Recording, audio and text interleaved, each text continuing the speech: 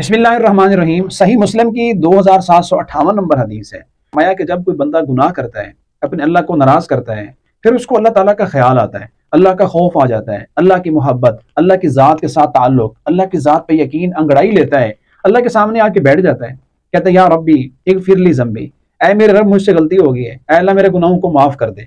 तो अल्लाह ताला की ज़ात फरिश्तों को गवाह बना के अल्लाह फरमाते हैं, ऐ मेरे फरिश्तों, क्या मेरे बंदे को इतना यकीन है कि उसका कोई एक रब है जो गुनाहों को माफ करता है और गुनाहों की सजा भी देता है। अल्लाह फरमाते हैं फरिश्तों गवाह हो जाओ, मैंने अपने बंदे को माफ कर दिया है।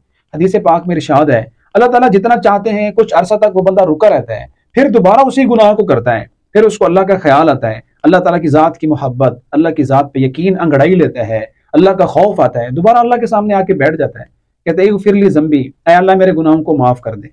अल्लाह ताला फिर फरिश्तों को गवाह बना के कहते हैं, क्या मेरे बंदे को इतना यकीन है कि क्या उसका कोई एक रब है जो गुनाहों को माफ भी कर सकता है और गुनाहों पे सजा भी देता है। तो फरिश्ते कहते हैं यकीनन या अल्लाह, उसको यकीन है। अल्लाह फरमाते हैं मेरे फरिश्तों गवाह हो जाओ, मैंने अपने बंदे को दोबारा माफ कर दिया है। फरमाया फिर कुछ अरसा रुका रहता है, फिर उसी गुनाह को करता है, जब उसको अल्लाह का ख्याल आता है, दिल में अल्लाह का खौफ पैदा होता है, फिर अल्लाह ताला के सामने आके बैठ जाता है, कहते हैं अल्लाह माफ कर दे, और कहाँ जाऊं, तेरे अलावा और कौन सा दर है, तेरे अलावा और कौन है माफ करने वाला। तो अल्लाह ताला फरिश्तों को गवाह बना के कहते हैं, क्या मेरे बंदे को इतना यकीन है कि उसका कोई रब है जो गुनाहों को माफ करता है और गुनाहों की सजा भी देता है। तो फरिश्ते कहते हैं जी या अल्लाह, इसको यकीन है, तभी तो तेरे सामने बैठा है, तभी तो तेरे सामने आकर इस्तिग़फ़ार कर रहा है और गुनाहों पे बख्शिश मांग रहा है। अल्लाह ताला फरमाते हैं जा मेरे बंदे, मैंने तुझे माफ कर दिया, अमल माशीता, आज के बाद जो तू चाहे कर, आज के बाद जो तू चाहे कर, मैंने तुझे हमेशा के लिए माफ कर दी है। इस हदीस से बहुत सारी बातें मालूम होती हैं। एक तो ये कि जब इंसान से गलती हो जाए तो फौरन अल्लाह ताला से रुजू करना है, अल्लाह ताला से तौबा करनी है।